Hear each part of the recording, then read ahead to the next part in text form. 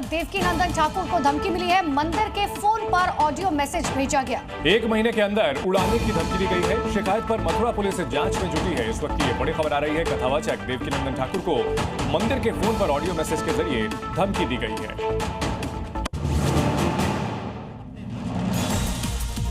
जाने माने कथा प्रवक्ता देवकीनंदन ठाकुर को एक बार फिर जान से मारने की धमकी दी गई है।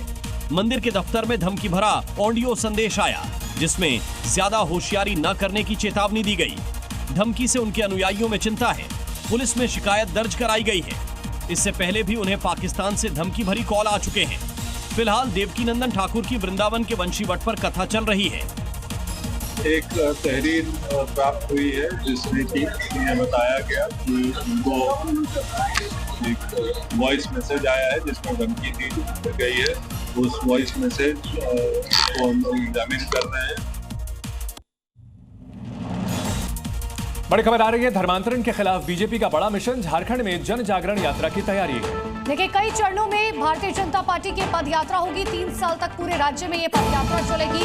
घुसपैठियों से लोगों को सचेत किया जाएगा।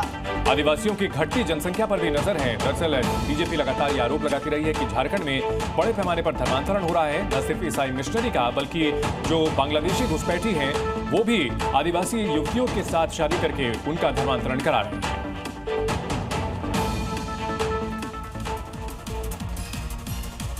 मॉर्निंग जी में अब बात करते हैं लखनऊ की, जहां एसटीएफ ने एक ऐसे गिरोह का भंडाफोड़ किया है जो 100 से अधिक कंपनियों के फर्जी इनवॉइस और ई-वे बिल पर करोड़ों की जीएसटी की चोरी कर रहे थे। एसटीएफ की गिरफ्त में आए ये आरोपी उस शातिर गैंग के सदस्य हैं जो अब तक करोड़ों की जीएसटी चोरी को अंजाम दे चुका है। ये गिरोह फर्जी आईडी पर 100 से ज्यादा फर्मों की नकली इनवॉइस तैयार कर 45 करोड़ की जीएसटी चोरी कर चुका है। इस गिरोह के 5 सदस्यों को कर्नाटक से गिरफ्तार किया है। पकड़े गए सभी आरोपी राजस्थान के हैं। गिरोह के 2 सरगना की एसटीएफ तलाश कर रही है। इनके पास से 13 मोबाइल फोन, प्रिंटर, अलग अलग कंपनियों की बिल बुक, रबर की मुहर, चेकबुक, नंबरिंग मशीन और 3 कार बरामद हुई है। इन सभी आरोपियों को ट्रांजिट रिमांड पर मुजफ्फरनगर लाया गया है।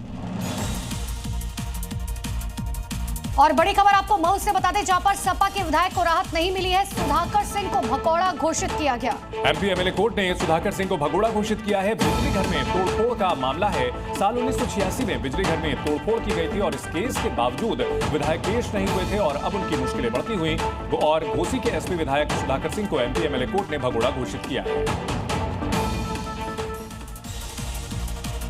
माफियागिरी पर सीएम योगी आदित्यनाथ का जमकर हंटर चल रहा है। इसी कड़ी में फरार चल रही माफिया मुख्तार की पत्नी अफशा अंसारी के घर पर एक और बड़ी कार्रवाई हुई है।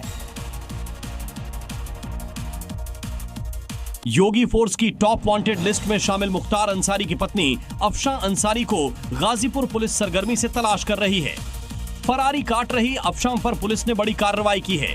50,000 की इनामी अपराधी अफशा अंसारी के एक और बैंक खाते को फ्रीज कर दिया गया है। इस खाते में 25,52,000 रुपए संदिग्ध तरीके से जमा किए गए थे। बताया जा रहा है कि मुख्तार और अफशा का यह ज्वाइंट अकाउंट था। पुलिस का दावा है कि अफशा अंसारी मुख्तार अंसारी के आईएस एक गैंग से जुड़ी हुई है।